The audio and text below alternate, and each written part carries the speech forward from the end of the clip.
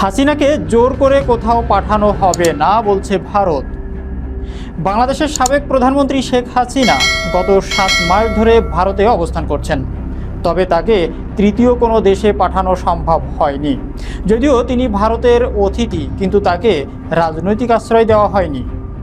ভারতের পররাষ্ট্র মন্ত্রণালয় তার বক্তব্য থেকে দূরত্ব বজায় রেখেছে এবং তাকে দেশে ফেরানোর অনুরোধের বিষয়েও কোনো সিদ্ধান্ত নেয়নি।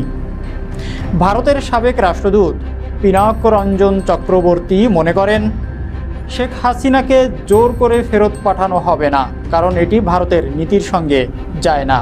তবে ভারত সরকার তার রাজনৈতিক পুনর্বাসনে সাহায্য করবে কি না তা নিয়ে অনিশ্চয়তা রয়েছে।